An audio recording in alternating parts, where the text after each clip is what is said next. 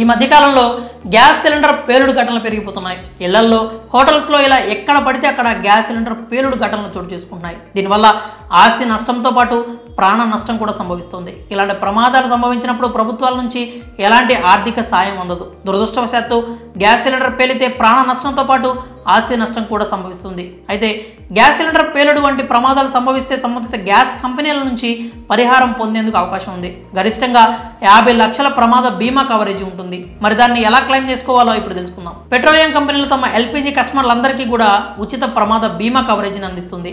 అది కూడా 50 లక్షల వరకు ఉంటుంది. ఈ బీమా కవరేజ్ కోసం ఎల్పీజీ కస్టమర్లు ప్రత్యేకంగా ప్రీమియం చెల్లించాల్సిన అవసరం ఏమీ లేదు. పెట్రోలియం కంపెనీలే తమ వినియోగదారులకు స్వయంగా ఈ కవరేజీని ఉచితంగా అందిస్తాయి. దీనివల్ల ఎల్పీజీ సిలిండర్ పేలుడు వల్ల ఏర్పడే నష్టాన్ని కవర్ చేసుకోవడానికి వినియోగదారులు సంబంధిత పెట్రోలియం కంపెనీ నుంచి పరిహారం పొందేందుకు అనుమతి ఉంటుంది. ఎల్పీజీ కస్టమర్లు వారి కుటుంబ సభ్యులకు సంవత్సరానికి 50 లక్షల వరకు మొత్తం పరిహారం లభిస్తుంది.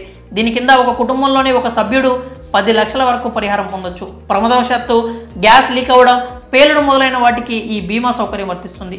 ఇందుకోసం పెట్రోలియం కంపెనీలు బీమా కంపెనీలతో ఒప్పందం కుదుర్చుకుంటాయి. అందుకే ప్రమాదం జరిగితే బీమా కంపెనీలు ఆర్థిక సాయం అందజేస్తాయి. ఎల్పీజీ సిలిండర్ వల్ల ప్రమాదం జరిగి ఆస్తి నష్టం సంభవిస్తే గరిష్టంగా 2 లక్షల వరకు క్లెయిమ్ చేసుకోవచ్చు. ఒకవేళ ప్రమాదంలో ఎవరైనా వ్యక్తి మరణించిన సందర్భంలో 6 లక్షల మొత్తాన్ని పొందుతారు. గాయమైతే ఒక వ్యక్తికి 2 లక్షల వరకు పరిహారం పొందొచ్చు. ఇప్పుడు ఈ బీమాను ఎలా క్లెయిమ్ చేయాలో చూద్దాం. ప్రమాదవశాత్తు గ్యాస్ పేలుడు వంటి ప్రమాదం సంభవిస్తే కస్టమర్ కవరేజీ పొందడానికి బీమా కంపెనీని సంప్రదించాల్సిన అవసరం లేదు.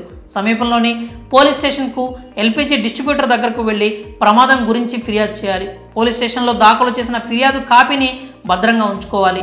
ప్రమాదం గురించి మీరు ఎల్పీజీ డిస్ట్రిబ్యూటర్కు తెలియజేసిన తర్వాత ఆ వివరాలు సంబంధిత బీమా కంపెనీకి చేరుతాయి. ఆ తర్వాత సదరు ఏజెన్సీ ప్రతినిధులు వచ్చి విచారణ చేస్తారు. ప్రమాద ఘటన నిజమని నిర్ధారించిన తర్వాత క్లెయిమ్ ప్రక్రియ ప్రారంభమవుతుంది. పోలీస్ ఫిర్యాదు కాపీ ఎవరైనా గాయపడితే వారికి అయ్యే వైద్య ఖర్చుల పత్రాలు, మరణ ధృవీకరణ పత్రం లేదా మరణిస్తే పోస్ట్ మార్టం నివేదిక రిపోర్టు అన్నింటినీ పరిశీలిస్తారు. ఆ తర్వాత ఈ పత్రాలన్నింటినీ బీమా కంపెనీకి అందించాలి. అప్పుడు బీమా కంపెనీ బాధితుడికి వాటిలో నష్టం ఆధారంగా డబ్బు అందజేస్తుంది. మరి ఈ సమాచారాన్ని మీ ఫ్రెండ్స్ అండ్ ఫ్యామిలీ సర్కిల్లో షేర్ చేసి వారిని కూడా ఒకసారి ఆలోచన చేయండి.